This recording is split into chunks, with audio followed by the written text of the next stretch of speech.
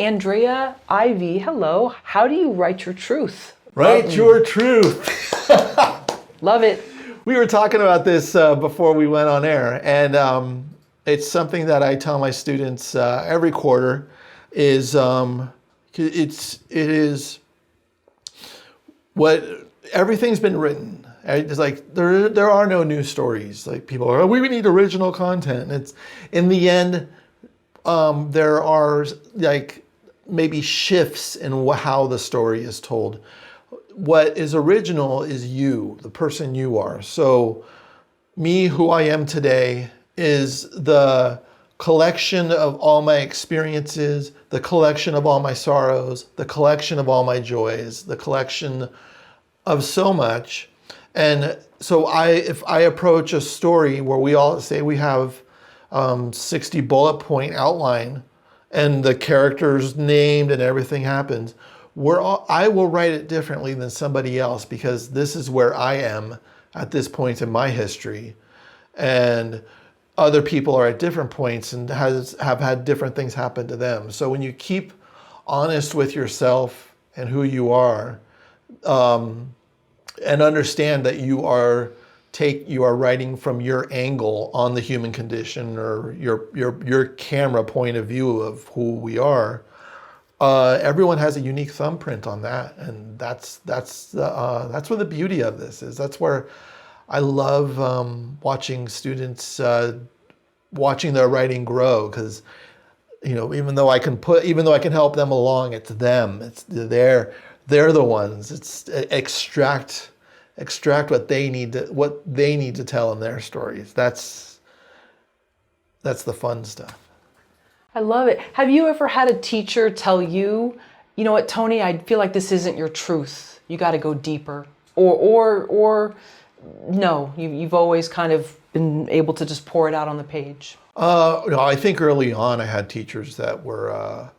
One of my early teachers, like over 20 years ago, when I first started taking screenwriting workshops, he pulled me aside and he said, "Tony, you're a talented writer, and you're very funny, and your scenes suck." Oh no! we would do table reads, and he's like, every table read when you bring in the scene, everyone is laughing. He's like, and that's great, but your scene. Your scenes just aren't working, and so I had to learn. Oh, okay. Now what makes a scene? What makes a scene is conflict, is power dynamics. And it took me years to kind of put all that together and go, okay, cool. And I'm sure and then also enjoying that scenes suck on early drafts, first, second, third drafts, embracing that, and then knowing that you can come back and craft, because they say writing is rewriting, and it's just about crafting the thing. Another question from respectable lady, love it. How do you know if your idea for a script is a good one? And she says, hello from Atlanta. Hello, Atlanta. Hello. Your idea is terrible. I say that kind of to be funny, but I say that in all seriousness. Most people, or especially people who don't write, say, I have this idea for a film, and I'm like, I don't want to hear it. And it's because it may sound okay when you talk about it, but then you put it on the page, and then I ask people who have put this idea on the page, and I'm like, and what did you think? And they're like, it's terrible. And I'm like, yes, that is the place to be, because an idea itself is not what anchors the story. What anchors the story is continuing to work through the idea, to adding characters, it's all about character. It's all about putting the character through conflict, no matter what the idea is. And I get a kick out of bad ideas. I have so many bad ideas, and then I go, wait a second, that's a bad idea that I have to try. And then you just choose a bad idea and work on it for a year or two, and all of a sudden, and this is something that can happen, is when you're working on something, all of a sudden all these great ideas start appearing over here. They're not great ideas. Just write them down and put them aside and stay with your project, because any idea can make a great film. So that's my advice on that. That's interesting. So in a sense then, every idea is bad, but then there are no bad ideas, because if you're adding to them, Not to get too Yes. woo-woo about it, but then you're adding to them and you're putting little puzzle pieces in. Yes, exactly. Okay. Yes, it's. I like how you say puzzle pieces, because a good idea could just be a puzzle piece, and you look at it and go, oh wait, this is nothing. You put the whole puzzle together, and you're like, gorgeous. We have another question coming in. Christian Colson. Christian writes, where do you stand on plot versus character debate? I know that's a hot topic with writers. When writing, do you prefer to focus on fleshing out the plot or diving deep into character study? Ooh, I like that. Yeah. For me, the character is everything. Some people start with plot, some people start with character. But they both need to be there, so they both need to show up. Without a plot, the character does nothing. It just kind of stands there and looks at you. Without a character, but a great plot, there's empty space. So I feel like the character is more important than the plot, but the plot needs to be there. So they both have to be together. I focus personally on diving into the character and who the character is. And I feel like maybe even actors think about this too, because when they're working on their character, they're not thinking of the plot. They're thinking of, where is this character coming from in this scene? Where is this character coming from in another scene? So yes, there is a plot, but at the same time, that character, a strong character, can bring a plot that doesn't have a lot of plot elements to it. I'm trying to think of a film that is very light in plot. There's a lot of films that are light in plot, but the character just pops and they're beautiful. If there's a huge plot and the character is not working, the whole movie dies, because the character is the face. The character is the face of the journey that we are, that we're going, hey, I'm on this journey with you. What was the first character that stood out for you, whether in a novel or film? Oh, good question. That just really resonated with you? There's a film, well, and I think I brought this up when I talked to you guys last time. Johnny Suede. Oh, yes. Yes. Mm-hmm. Tom DiCillo's first movie. Brad Pitt's first role as a feature, first role as the feature film actor. And that resonated with me when I was young a lot. And I've gotten to interview him about it. And I pinged him with question after question. He was interviewing for another film, and I'm like, you know what? Hi, can we just talk about Johnny Suede?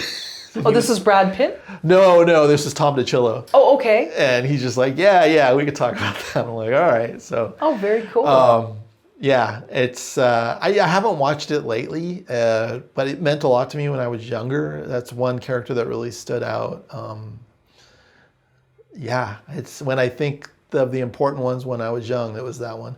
I recently rewatched Morven Caller with Samantha Morton, and what a beautiful, I just love that film so much. Maybe because it's about a guy, this is gonna be dark, but a guy, the beginning of the film is her boyfriend kills himself. And so immediately we're brought into the conflict, but he left a book for her to send to publishers.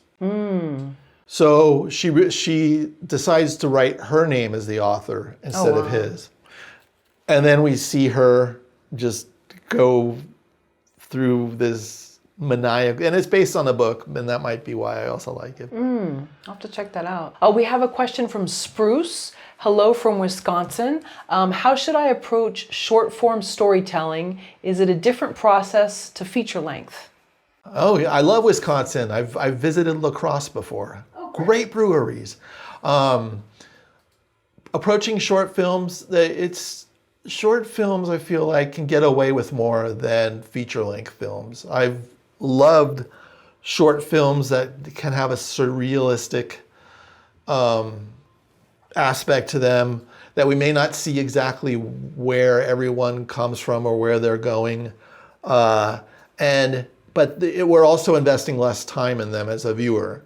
So a solid 15-minute film might be a beautiful, serene thing, or a couple bullet points are there.